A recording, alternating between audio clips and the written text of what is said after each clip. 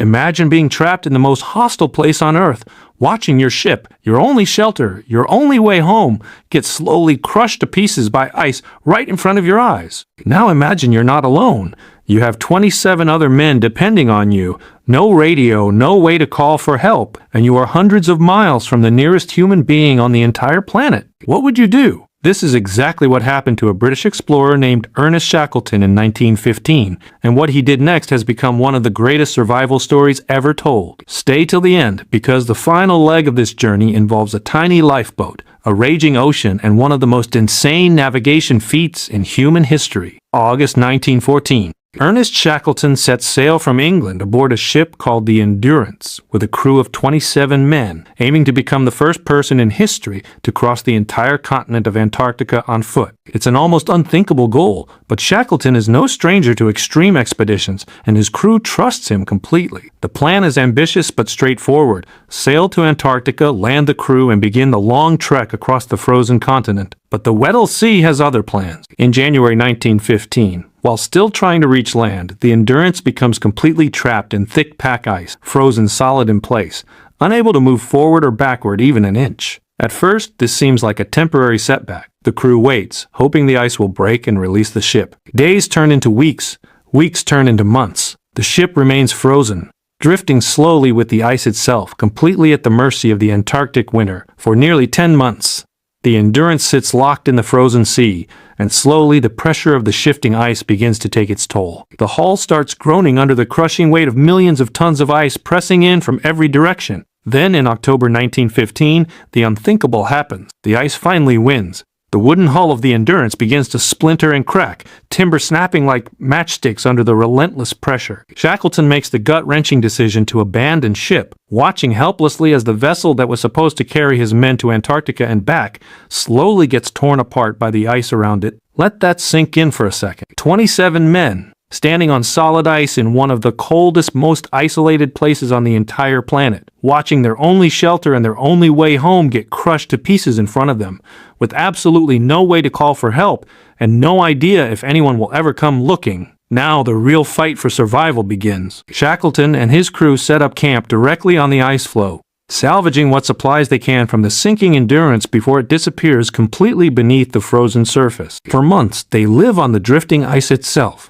hunting seals and penguins for food, melting ice for water, and enduring temperatures that regularly drop far below freezing. The ice beneath their feet is constantly shifting, cracking, and drifting with ocean currents, meaning the ground they're standing on is never actually safe or stable. By April 1916, after months of drifting on the ice, it finally begins to break apart beneath them, forcing Shackleton's hand. The crew loads into 3 small lifeboats that had been salvaged from the Endurance and begins a desperate, dangerous journey across brutal open water toward the nearest scrap of land they can find, a remote, uninhabited spit of rock called Elephant Island. The journey takes days, battling freezing waves and exhaustion, but they finally reach solid ground, the first the crew has stood on in over a year. Elephant Island, though, is not salvation. It's barely inhabited, brutally cold, completely off any shipping route, and offers no real hope of rescue. Shackleton understands immediately that if his men are ever going to get home, someone has to go get help.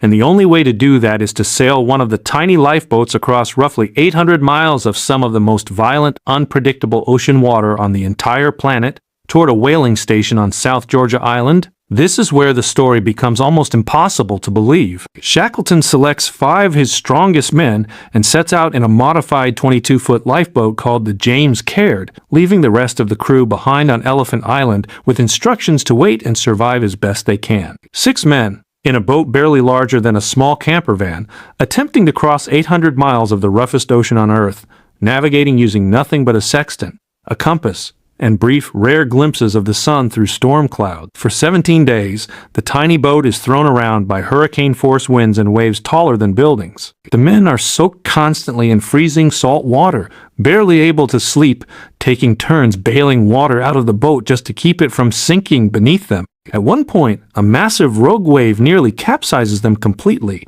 filling the boat with water in seconds and forcing the crew into a desperate scramble to bail it out before they sink for good. Let that sink in for a second. 6 men in a boat you could barely fit in a parking space, crossing an ocean so violent it's considered one of the most dangerous stretches of water on the planet, with navigation so precise that missing their target island by even a few miles would mean drifting off into open ocean with absolutely no hope of ever being found. And then, against every conceivable odd, they actually make it. On May 10th, 1916, the exhausted, frostbitten crew of the James Caird lands on the shore of South Georgia Island. But their nightmare still isn't over. They've landed on the wrong side of the island, and the whaling station they desperately need to reach is on the opposite coast, separated by a mountain range that had never once been successfully crossed by any human being before. So Shackleton does the only thing left to do. With 2 of his strongest remaining men, he sets out on foot across completely uncharted, snow-covered mountains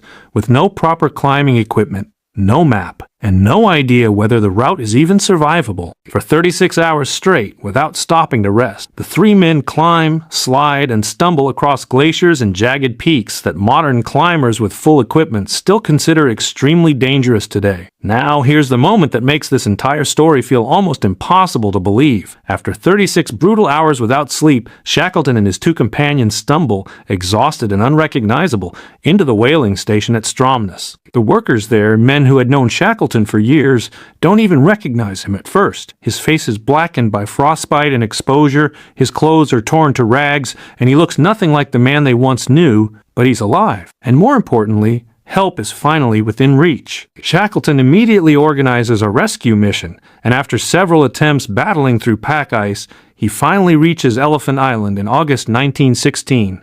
Over 4 months after he first left his men behind on that freezing, isolated rock. Every single one of the 22 men he left behind is alive, having survived on seal meat, sheer determination, and the unwavering belief that their captain would come back for them. 28 men. Every single one of them survived an ordeal that, on paper, should have killed most of them many times over. A crushed ship, over a year trapped in Antarctic ice, an 800-mile open boat crossing through the roughest seas on Earth, and an unprecedented mountain crossing with no equipment at all. Not one single life was lost throughout the entire expedition, a fact that historians and survival experts still consider almost unbelievable, given everything the men endured. To this day, Shackleton's leadership during the Endurance expedition is studied in business schools, military academies, and survival courses around the world, not because the original goal of crossing Antarctica was ever achieved, but because of what he did after everything fell apart. He never lost a single man, never gave up on any one of them, and pulled off what many consider the greatest rescue mission in the history of exploration. So what do we actually take away from a story like this one? It's easy to hear something like this and think, there's no way I could have kept going. And honestly, most people probably couldn't have. But that's exactly what makes Shackleton's story so remarkable. It shows just how far human leadership,